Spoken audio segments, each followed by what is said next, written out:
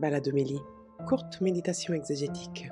Bonjour, je suis Éric Morin du service biblique Évangile et Vie et je vous propose quelques instants de méditation à partir des textes que la liturgie nous propose pour ce jeudi saint, au cours duquel nous referons mémoire du dernier repas du Seigneur Jésus avec ces gestes qui sont les gestes de la naissance d'un peuple. En effet, ce dernier repas de Jésus, tel que Matthieu, Marc, Luc nous le racontent, eut lieu lors de la fête de Pâques. Et dans cette fête de Pâques, le peuple juif célèbre la naissance du peuple d'Israël. C'est ce qui nous est raconté dans la première lecture du livre de l'Exode, les prescriptions que le Seigneur Dieu donne à Moïse pour que le peuple fasse mémoire de la sortie d'Égypte.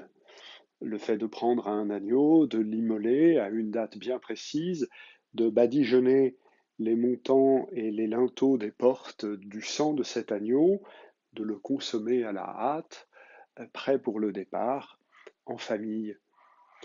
Toutes ces prescriptions, en fait, sont vécues lors de la première Pâque, celle de la sortie d'Égypte, grâce à ce sang qui est badigeonné sur les montants et les linteaux. Dieu voit son peuple, Dieu reconnaît son peuple protégé par le sang de l'agneau, et donc bondit, passe, franchit les maisons, c'est le sens du mot Pessah, Pâques en hébreu, et protège ainsi son peuple. La fête de Pâques est bien la fête de la naissance du peuple d'Israël, arraché par Dieu aux griffes de Pharaon, et le geste du repas pascal et de l'agneau en fait mémoire, c'est-à-dire permet de le vivre, permet de le célébrer. Il y a une chose qui est très significative dans ce texte, c'est que Dieu donne à Moïse les prescriptions avant que l'événement n'ait lieu. Il y a déjà eu les 9 premières plaies d'Égypte, il n'y a pas eu la 10e, la dernière, la plus terrible. Et Dieu dit, alors que l'intensité dramatique monte, dit, ben voilà, ce que vous ferez. Il y a un côté très tranquille et très serein tout d'un coup que prend le texte.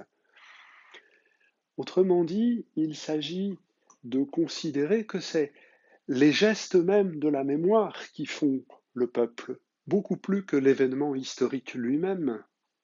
C'est parce que chaque année, Israël célèbre la Pâque qu'Israël est le peuple de Dieu. Encore une fois, faire mémoire, c'est vivre aujourd'hui. On le dit parfois pour le sabbat, mais on peut le dire également pour cette fête de Pâques. C'est pas tant Israël qui garde le sabbat, qui observe la prescription du sabbat, mais c'est le sabbat qui, étant observé, garde Israël, permet à Israël d'être maintenu. Eh bien, pareillement, la fête de Pâques, c'est pas les Juifs qui observent, qui gardent le rituel pascal, c'est le rituel pascal qui garde Israël et lui permet d'être année après année enfanté comme peuple de l'Alliance. Dans la deuxième lecture, nous entendrons le récit du dernier repas de Jésus, au cours duquel il rompit le pain, le bénit et le donna à ses disciples. Il prit la coupe, la bénit et la fit passer à ses disciples, en ayant à chaque fois dit des paroles totalement ineffables. Ceci est mon corps, ceci est mon sang. Ces gestes-là, pareillement, interviennent avant que l'événement ait eu lieu. Jésus donne ces gestes pour faire mémoire de lui, donc de son absence, mais il est toujours là, et faire mémoire de sa mort et de sa résurrection jusqu'à ce qu'il revienne. Pareillement, Jésus donne les gestes avant que l'événement ait eu lieu. C'est un signe de sa prodigieuse liberté par laquelle il se lance dans sa mort et sa résurrection.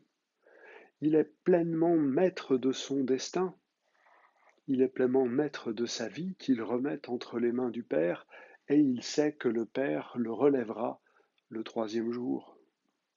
Et c'est pourquoi il peut nous donner les gestes qui font faire mémoire de cela.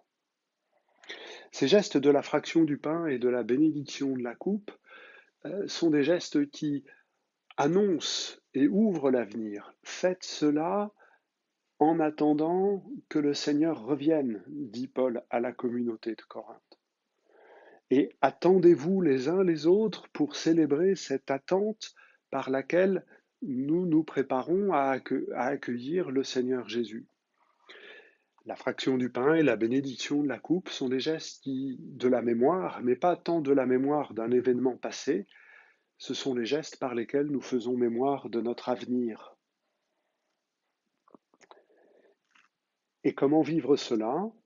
C'est le récit de l'Évangile selon saint Jean, une autre version de ce dernier repas de Jésus, dans lequel il n'est pas question de la fraction du pain ni de la bénédiction de la coupe, mais il est question d'un geste au moins aussi inouï.